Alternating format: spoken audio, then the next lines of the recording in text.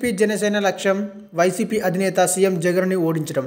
అందుకోసం పొత్తుతో ఎన్నికల యుద్ధానికి సిద్ధమవుతున్నాయి. అయితే ఆ పొత్తు ఎంతవరకు విజయవంతం అవుతుంది, అసలు పొత్తులో ఉన్న ఇద్దరు నాయకులు ఒకరిపై ఒకరు ఎంత నమ్మకంతో ఉన్నారు అనే ప్రశ్నలు తలెత్తుతున్నాయి.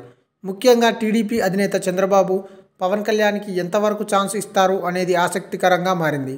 చంద్రబాబు పొలిటికల్ స్కిల్స్ గురించి ప్రత్యేకంగా చెప్పనక్కర్లేదు. ఆయన ఏం చేసినా ఆయన మేలు కోసమేనని, దానికోసమే ఆయన వ్యూహాలు రచిస్తూ ఉంటారని చెబుతూ ఉంటారు. జనసేనతో టీడీపీ పొత్తు ఉన్నప్పటికీ రాజకీయంగా పవన్ను చంద్రబాబు నాయుడు ఏ మేరకు ఆదరిస్తారు, ఆయనకు ఆదరణ దక్కేలా చూస్తారా, సీట్ల కేటాయింపులో ఏ మేరకు గౌరవం ఇస్తారు అనే దానిపై జనసేన వర్గాల్లోనే అనుమానాలు ఉన్నాయి. ఇందుకు తగ్గట్టుగానే బాబు ప్రణాళిక ఉందని తెలుస్తుంది. పొత్తులో భాగంగా పవన్ కళ్యాణ్ కు టీడీపీ అధినేత చంద్రబాబు నాయుడు కొన్ని బాధ్యతలు అప్పగించారు. వాటిని గమనిస్తే పవన్ను చంద్రబాబు ఎలా చూస్తున్నాడో అర్థమవుతుంది. కేవలం పవన్ సామాజిక వర్గం బలంగా ఉన్న ప్రాంతాలకే కట్టడి చేయడం కనిపిస్తుంది.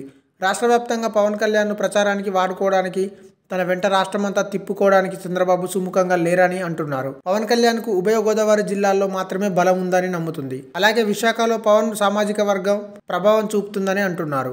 అందుకే పవన్ను అక్కడి వరకే పరిమితం చేయాలని చంద్రబాబు భావిస్తున్నట్టుగా తెలుస్తుంది. తాజాగా జనసేన కీలక నేత నాదెండ్ల మనోహర్ చేసిన వ్యాఖ్యలు ఇందుకు ఊతమిస్తున్నాయి.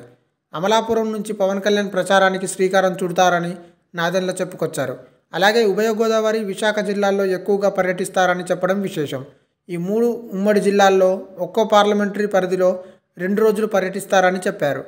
అంటే పవన్ కళ్యాణ్ పరిధి ఏంటో స్పష్టమవుతుంది. పవన్ కళ్యాణ్ పర్యటనలకు సంబంధించి నాదెండ్ల వివరాలు చెప్పినప్పటికీ ఆ వ్యూహం టీడీపీదే అని తెలుస్తుంది. కొంతకాలంగా చంద్రబాబు చెప్పినట్టే పవన్ కళ్యాణ్ నడుచుకుంటున్నారు. అయితే టీడీపీతో పొత్తు ఉన్నప్పుడు రాష్ట్ర వ్యాప్తంగా పవన్తో ఎందుకు ప్రచారం చేయించుకోవడం లేదని జన సైనికులు అంటున్నారు. రాష్ట్ర వ్యాప్తంగా ప్రభావితం చేసేంత సీను పవన్ కళ్యాణ్కి లేదని టీడీపీ సంకేతాలు ఇస్తుందా అనే అనుమానాలు కలుగుతున్నాయి.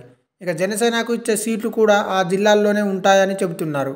అందుకే అక్కడ గెలిపించుకుంటే చాలానే రీతిలో టీడీపీ పవన్ కళ్యాణ్ విషయంలో వ్యవహరిస్తున్నట్టు తెలుస్తుంది. దీనిని బట్టి బాబు రాజకీయ కౌగిలిలో పవన్ కళ్యాణ్ బందీ అయ్యారని పవన్ కళ్యాణ్ నమ్ముకున్నవారు అంటున్నారు. పొత్తులో భాగంగా టీడీపీ ఇచ్చే సీట్లు ఎన్ని, ఎక్కడ ఇస్తారు అనే విషయమై జనసేనలో ఆందోళన పెరుగుతుంది. జనసేనకి గరిష్టంగా 30 సీట్ల వరకు మాత్రమే ఇవ్వనున్నట్టు టీడీపీ లీగులు ఇస్తుంది. అయితే ఇవి తమకు గౌరవప్రదమైన సీట్లు కాదని జనసేన నాయకులు చెబుతున్నారు. ముందుగా సీట్లు, అధికారంలో భాగస్వామ్యంపై బాబుతో తేల్చుకోవాలని పవన్ కు హితబోధ చేస్తున్నారు. అందుకే పవన్ కళ్యాణ్ ని తన చట్టంలో ఉంచుకొని తాను చక్రం తిప్పాలనేది బాబు వ్యూహంగా స్పష్టమవుతుంది. ఈ వీడియో మీకు నచ్చినట్టయితే లైక్ చేయండి, షేర్ చేయండి, కమెంట్ చేయండి, సబ్స్క్రైబ్ చేయండి.